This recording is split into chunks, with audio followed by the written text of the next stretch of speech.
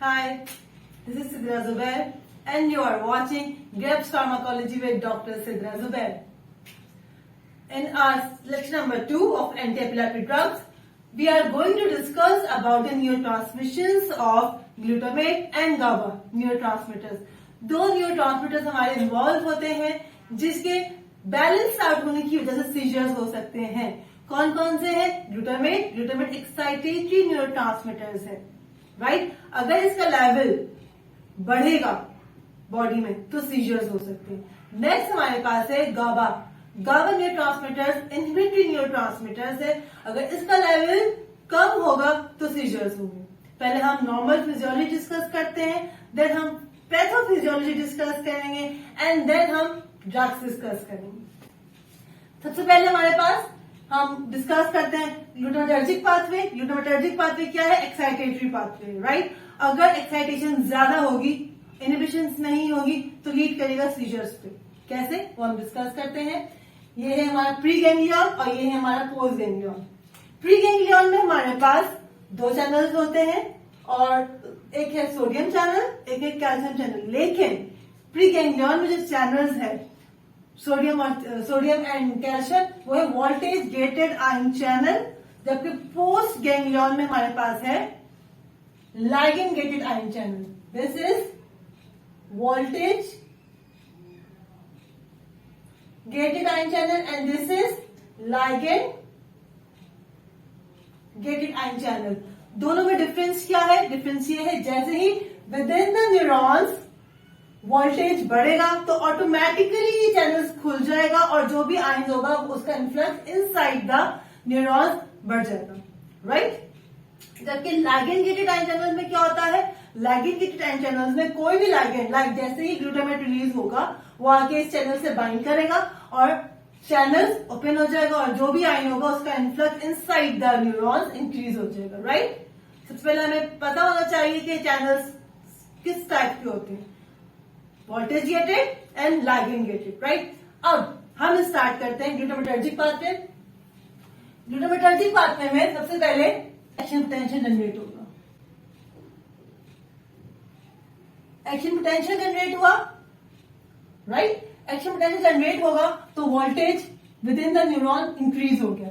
जैसे ही voltage increase हुआ तो sodium channel, this is sodium channel and this is calcium ion channel.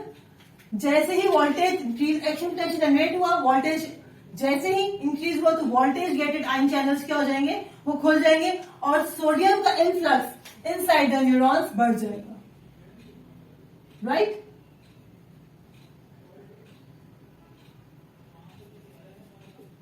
जैसे ही सोडियम का इनफ्लक्स बढ़ा तो और डिपोलराइजेशन हो गई.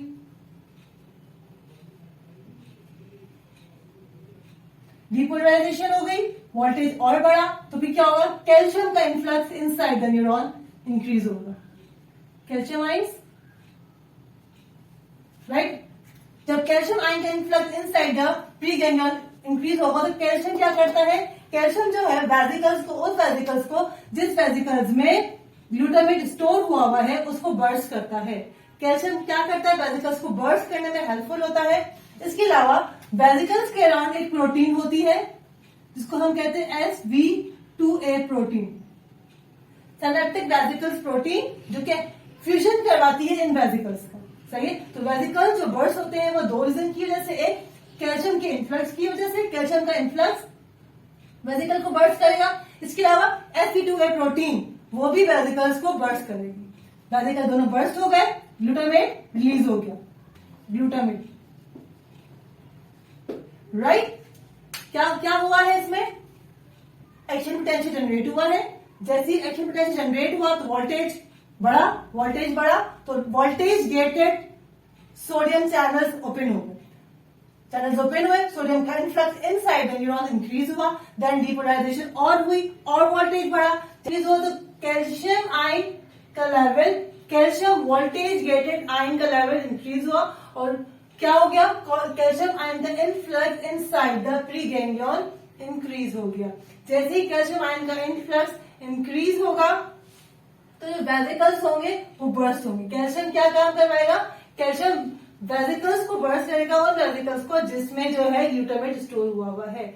ऑलराइट, इसके अलावा हमारे पास एक और प्रोटीन होती है वेसिकल के सराउंडिंग में जिसको हम कहते हैं SV2A प्रोटीन।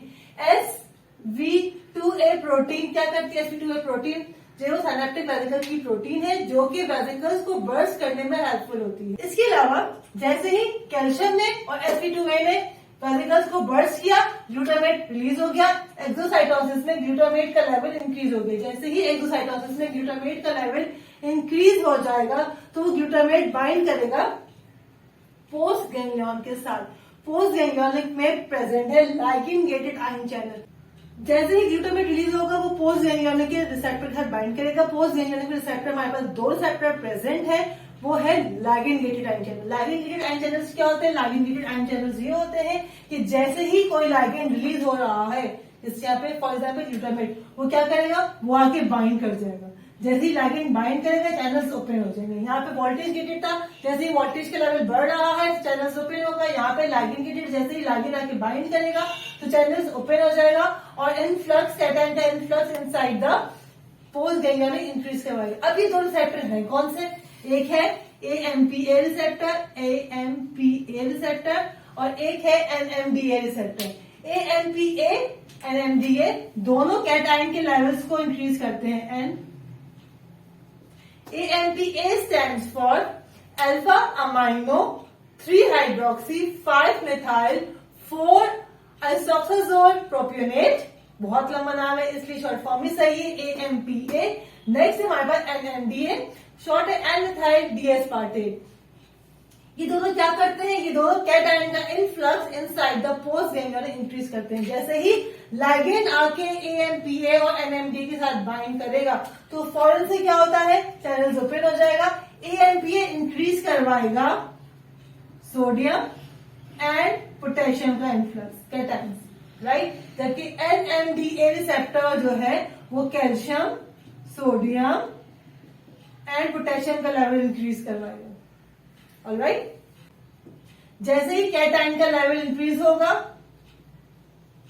डीपोलराइजेशन होगी।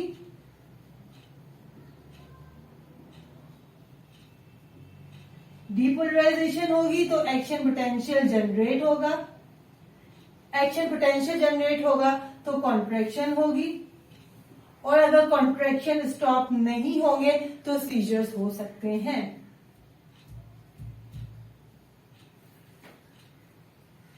Alright, it's all about glutamatergic pathway या एक्साइटेटरी पाथवे।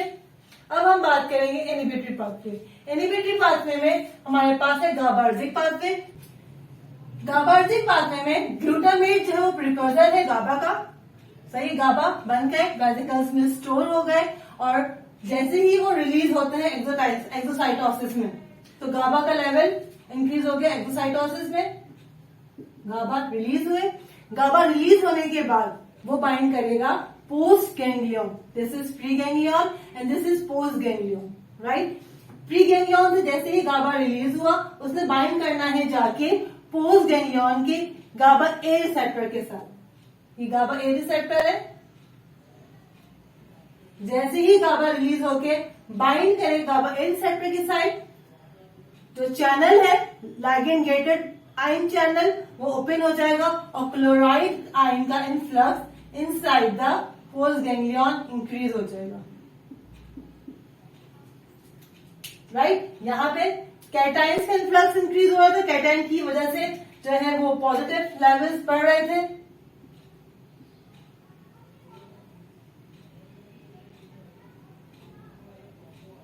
डिपोलराइजेशन हो रही थी, एक्शन पोटेंशियल जनरेट हो रहा था, कॉन्ट्रैक्शन हो रही थी। सही, यहाँ पे क्या हो गया? गाबा ने आके बाइंड किया है पोस्ट गैंग्लियन के साथ। पोस्ट गैंग्लियन का कौन सा रिसेप्टर? गाबा ए रिसेप्टर, राइट। गाबा ए रिसेप्टर से बाइंड करने के बाद चैनल्स खुल गए। चैनल्स ओपन होने के बाद क्लोराइड का influx inside the post ganglion increase होगा। जैसे ही क्लोराइड का आयन इंक्रीज होगा तो नेगेटिव आयन्स का लेवल इंक्रीज हो गया, जिसकी वजह से होगा हाइपरपोलराइजेशन।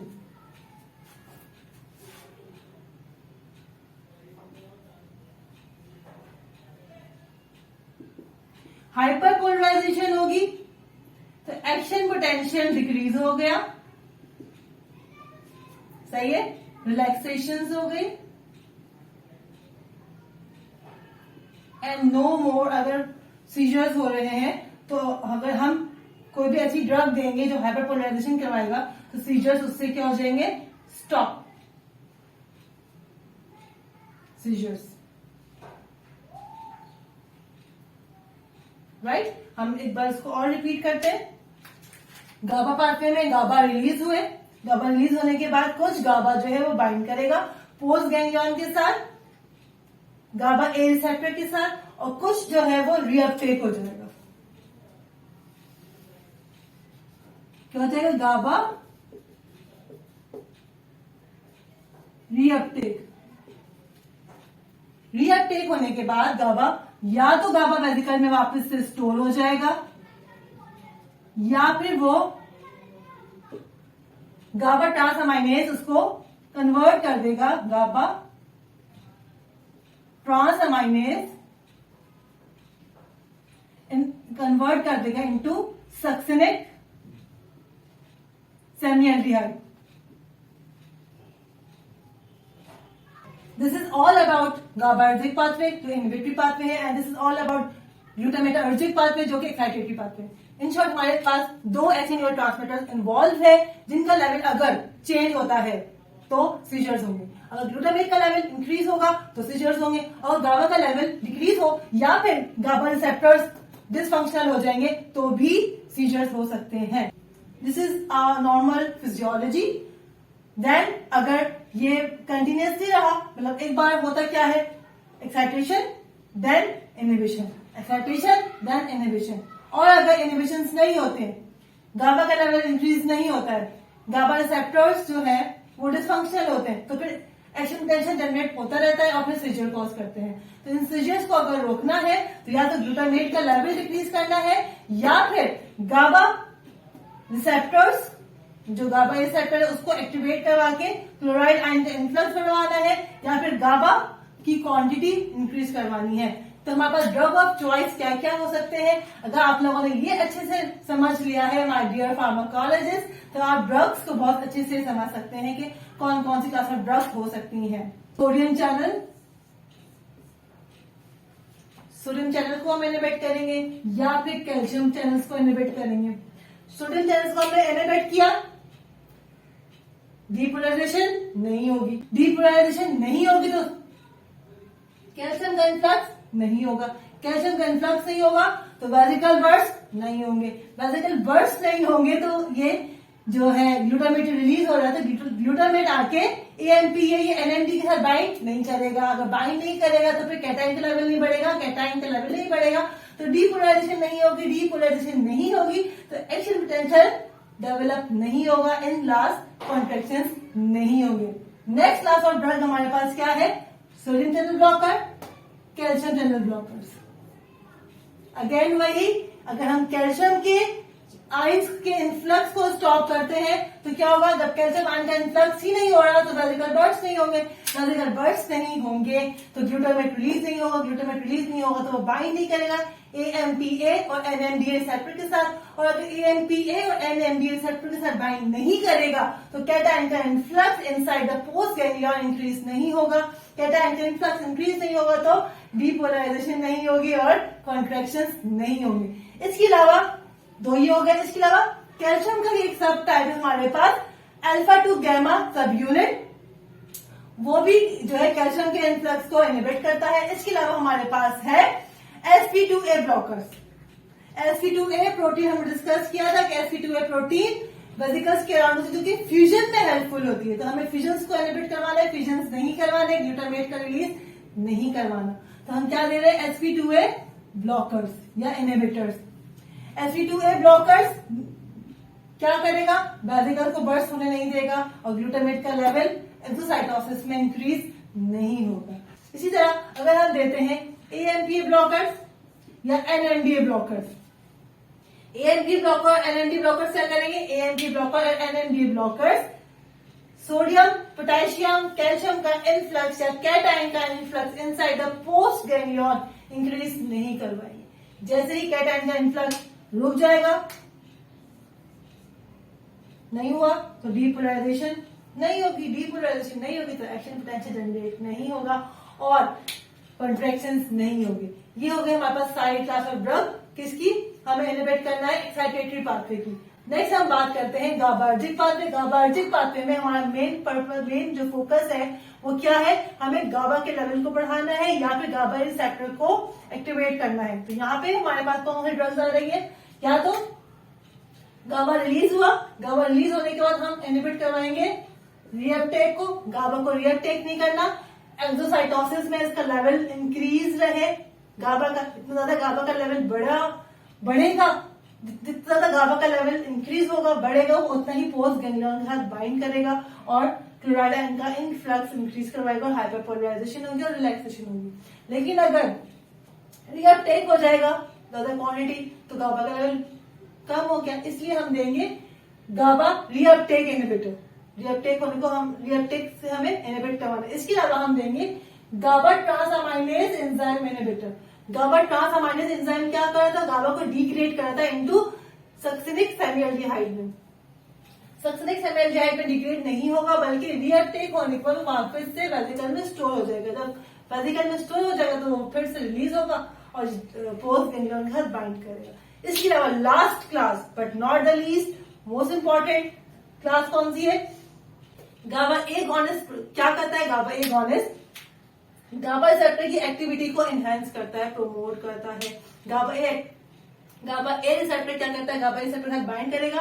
अगर गाबा ए रिसेप्टर डिसफंक्शनल हो गए हैं तो उसके फंक्शन में हेल्पफुल होगा और बाइंड करने के बाद चैनल्स को ओपन करवाएगा, क्लोराइड आयन का इनफ्लक्स इंक्रीज करवाएगा, हाइपरपोलराइजेशन होगी, एक्शन पोटेंशियल डिक्रीज हो जाएगा और रिलैक्सेशन हो जाएगी। तो it's all about physiology of neurotransmission, pathophysiology of neurotransmission, drug classification जो कि इंक्लूडेड है जिससे बाइंड करेंगे और कैसे सीजर्स को रोका जा सकता है। अब हम बात करते हैं अपने ड्रग्स की।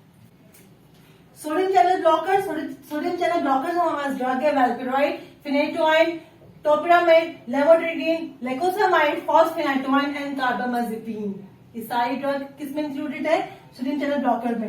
वेल्पिरोइड मोस्टली प्रिस्क्राइब की जाती है मूड स्टेबलाइजर, इसके अलावा बाइपोलर या फिर absence seizure, focal and generalise seizures में भी दिया जा सकता है वेल्पिरोइड को। इसके अलावा टोपिरामाइड जो है वो हेडेक के लिए इस्तेमाल किया जा सकता है। लेमोट्रिग्रीन ये भी मूड स्टेबलाइजर है।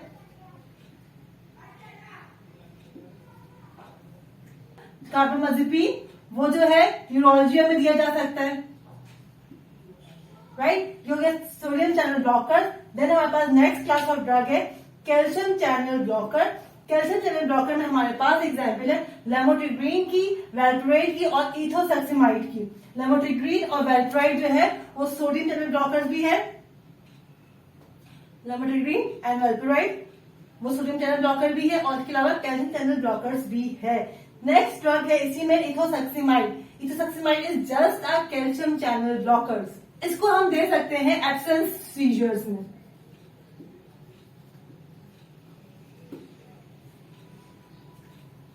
राइट। इसके अलावा नेक्स्ट ड्रग है अल्फा 2 गामा सब यूनिट्स। ये कैल्शियम चैनल ब्लॉकर का ही सब टाइप है। इसमें हमारे पास ड्रग ऑफ चॉइस है गाबापेंटिन और प्रीगैबुलिन, गाबापेंटिन एंड प्रीगैबुलिन। मोस्टली ये न्यूरोपैथिक पेन में दिया जाता है या फिर जनरलाइज एंजाइटी में। अल्फा 2 सब यूनिट जो है जो गाबापेंटिन और प्रीगैबुलिन है वो न्यूरोपैथिक पेन या फिर जनरलाइज्ड एंजाइटी में दिया जा सकता है। नेक्स्ट ड्रग है हमारे पास SV2A ब्लॉकर्स। SV2A ब्लॉकर्स जो कि जिसकी एग्जाम्पल हमारे पास है लेविट्रेस्टम। नेक्स्ट ड्रग है हमारे पास AMPA ब्लॉकर्स। AMPA ब्लॉकर्स की एग्जाम्पल हमारे पास है फेल्बामेट एंड मैग्नीशियम। फेल्बामेट एंड मैग्नीशियम जो है लेनॉक्स गैस्ट्रॉट सिंड्रोम में दिया जा सकता है। इसके अलावा मैग्नीशियम जो है वो इक्लैम्सिया मतलब सीजर्स इन प्रेगनेंसी, राइट। फेल्डामेट हम दे सकते हैं लेनॉफ-गास्ट्रोड सिंड्रोम में, जबकि मैग्नीशियम को हम इक्लेम्पशिया में दे सकते हैं। नेक्स्ट क्लास ऑफ ड्रग है हमारे पास NMDA ब्लॉकर्स। NMDA ब्लॉकर्स में हमारे पास एग्जाम्पल है कीटामाइन एंड टोपरामेट। कीटामाइन जो है हम दे सकते हैं रिफ्रैक्टरी स्टैटिक एपिलेप्सी में। रिफ्रैक्टरी स्टैटिक एपिलेप्सी उसको कहते हैं कि सीजर्स आए, रुके, सही, मतलब इक्टल फेज आए, इक्टल फेज के बाद हमने क्या डिस्कस किया था, पोस्ट इक्टल फेज, राइट। तो अगर इक्टल फेज के बाद दोबारा से इक्टल फेज ही आ जाए तो उसको हम कहते हैं स्टैटिक एपिलेप्सी। अगर इक्टल फेज के बाद अगर वापस से इक्टल फेज ही आ जाए तो हम उसको कहते हैं स्टैटिक एपिलेप्सी। तो कीटामीन या कीटामाइन उसको हम प्रिस्क्राइब कर सकते हैं रिफ्रैक्टरी स्टैटिक एपिलेप्सी में। इसके अलावा हम इसको प्रिस्क्राइब कर सकते हैं डिप्रेशन में, या फिर प्रोसीजरल सिडेशंस वगैरह के लिए भी हम कीटामाइन दे सकते हैं। इसके अलावा टोपरामेट हम ऑलरेडी डिस्कस कर चुके हैं सोडियम चैनल ब्लॉकर्स में। देन ये हो गए हमारे पास ड्रग ऑफ चॉइसेस सारी ग्लूटामेटर्जिक पाथवे की जो हमने डिस्कस कर ली थी, राइट। अब आएगी वो ड्रग ऑफ क्लासेस जो कि गाबा के लेवल को बढ़ाएगी, गाबा न्यूरोट्रांसमीटर के लेवल को इंक्रीज करेगी। कौन कौन सी है? एक है गाबा रिएप्टेक इनहिबिटर, एक है गाबा ट्रांसअमाइनेज इनहिबिटर और एक है गाबा एगोनिस्ट, राइट। गाबा रिएप्टेक इनहिबिटर में हमारे पास एग्जाम्पल टायागिबिन। गाबा ट्रांसअमाइनेज इनहिबिटर में हमारे पास एग्जाम्पल है वैल्प्रोएट। वैल्प्रोएट एग्जाम्पल है हमारे पास कैल्शियम चैनल ब्लॉकर्स में भी और सोडियम चैनल ब्लॉकर्स में भी। कुछ ड्रग्स ऐसी हैं जिनका मैकेनिज्म मल्टीपल है, तो valproate is one of them. इसके अलावा हमारे पास गाबा ट्रांसअमाइनेज इनहिबिटर में हमारे पास वैल्प्रोएट और वेगाबेट्रिन है। वेगाबेट्रिन जो है हम उसको प्रिस्क्राइब कर सकते हैं वेस्ट सिंड्रोम में।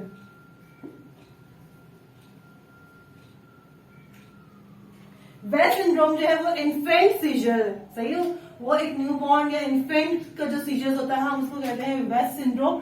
हम वेगाबेट्रिन है वो वेस्ट सिंड्रोम में प्रिस्क्राइब कर सकते हैं। इसके अलावा गाबा एगोनिस्ट में हमारे पास ड्रग ऑफ चॉइस है बेंजोडायजेपिन। बेंजोडायजेपिन इटसेल्फ एक क्लास है।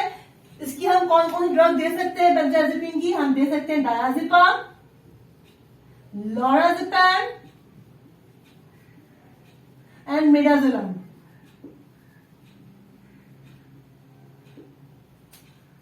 स्टैटिक एपिलेप्सी के लिए फर्स्ट लाइन ऑफ ट्रीटमेंट है बेंजोडायजेपिन, सही। स्टैटिक एपिलेप्सी अगेन क्या था कि सीजर्स हो रहे हैं, पोस्ट इक्टल फेज नहीं आ रहा, मतलब हमें जो है हाइपरपोलराइजेशन करवानी है, सीजर्स ही हो जा रहे हैं, तो इसका फर्स्ट ऑफ चॉइस किया है हमारे पास बेंजोडायजेपिन। बेंजोडायजेपिन क्या करेगा? बेंजोडायजेपिन जो है गाबा एगोनिस्ट है, वो सिंपली आके रिसेप्टर के साथ बाइंड करेगा और हाइपरपोलराइजेशन करवाएगा क्लोराइड आयन की। जैसे ही क्लोराइड आयन का लेवल इंक्रीज होगा हाइपरपोलराइजेशन होगी, नेगेटिव आयन का इनफ्लक्स इंक्रीज होगा, एक्शन पोटेंशियल जो है वो डिक्रीज हो जाएगा, एक्शन पोटेंशियल, देन रिलैक्सेशन होगी और सीजर्स जो है वो स्टॉप हो जाएंगे। इसके अलावा बेंजोडायजेपिन जो है वो इथेनॉल विड्रॉल में या फिर बेंजोडायजेपिन विड्रॉल वाले सीजर्स में भी प्रिस्क्राइब किया जा सकता है। नेक्स्ट क्लास ऑफ ड्रग है प्रोपोफॉल। प्रोपोफॉल जो है वो रिफ्रैक्टरी स्टैटिक एपिलेप्सी में ही दिया जा सकता है। इसके अलावा जनरलाइज्ड एनेस्थीसिया के लिए दिया जा सकता है। देन लास्ट हमारे पास फिनोबार्बिटल। फिनोबार्बिटल जो है उसको हम दे सकते हैं न्यूनेटल सीजर्स में या फिर इथेनॉल विड्रॉल में। तो ये थी हमारी थोड़ी सी ड्रग क्लासेस और उनकी ड्रग्स जो हमने डिस्कस करी। थोड़ा सा रिवाइज करते हैं हम आज के लेक्चर को। आज का लेक्चर नंबर 2 है, इसमें हमने डिस्कस किया है neurotransmission of glutamate and neurotransmission of GABA. Glutamate का लेवल बढ़ेगा तो कॉन्ट्रैक्शन होगी, गाबा का लेवल बढ़ेगा तो फिर वो रिलैक्सेशन होगी, राइट। इसमें हमारे पास कौन कौन से चैनल्स इन्वॉल्व है? Voltage gated, sodium and calcium channel. इसके अलावा B2A जो कि वेसिकल्स को फ्यूज करवाएगा। इसके अलावा AMPA and NMDA lagging gated. जैसे ही ग्लूटामेट आके बाइंड करेगा तो वो फौरन से क्या करेगा? सोडियम का कैटायन का इन्फ्लक्स इंक्रीज करवाएगा, जिसकी वजह से होगा डीपोलराइजेशन एक्शन पोटेंशियल। सही, इसको अगर हमें अपोज करना है तो हमारे पास आ जाएगा गाबार्जिक पाथवे। गाबार्जिक पाथवे क्या है? Inhibitory pathway. तो सीजर्स जो है वो दो वजह से हो सकते हैं, या तो ग्लूटामेट का लेवल इंक्रीज हो गया या फिर गाबार्जिक का लेवल वो डिक्रीज हो गया है। फिर हमने ड्रग क्लास डिस्कस की। सोडियम चैनल ब्लॉकर्स में हमारे पास है वेल्पेरोइड, फिनिटोवाइन, फिनोबार्बिटॉन, कार्बामाजेपिन। इसके अलावा कैल्शियम चैनल ब्लॉकर में हमारे पास एग्जांपल है लेमोट्रिडीन, वेल्पेरोइड एंड इथोसैक्सिमाइड। देन हमारे पास आती है ड्रग अल्फा 2 गामा सब यूनिट। इसकी एग्जांपल हमारे पास प्रीगैबलिन एंड गाबापेंटेन। देन हमारे पास आती है sp2a ब्लॉकर। sp2a ब्लॉकर की एग्जांपल है हमारे पास लेविट्रेसिस्टैन। देन हमारे पास AMPA ब्लॉकर। AMPA ब्लॉकर में हमारे पास एग्जांपल है फेल्बामेट एंड मैग्नीशियम। देन हमारे पास आता है NMDA ब्लॉकर। NMDA ब्लॉकर से हमारे पास एग्जांपल है कीटामाइन एंड टॉपरामेट। देन हमारे पास आता है गाबा रिएक्टिव इनहिबिटर। गाबा रिएक्टिव इनहिबिटर की एग्जांपल टायरगेबिन। देन हमारे पास गाबा ट्रांसअमाइनेज इनहिबिटर। गाबा ट्रांसअमाइनेज इनहिबिटर्स में हमारे पास एग्जांपल आती है valproate and vigabatrin. Last but not the least GABA agonist, इसमें एग्जांपल है बेंजोडाइजेपिन, प्रोपोफॉल एंड फिनोबार्बिटोल। अगर आपसे पूछा जाए कि स्टैटिक एपिलेप्सी में ड्रग ऑफ चॉइस क्या है, तो आप क्या देंगे? Please comment below the commenting section. This is my question, today's question. I am waiting for your answer. ये था आज का टॉपिक। अब हम नेक्स्ट टॉपिक पर डिस्कस करेंगे एरियाज ऑफ और ड्रग्स। जब तक के लिए thank you so much, bye.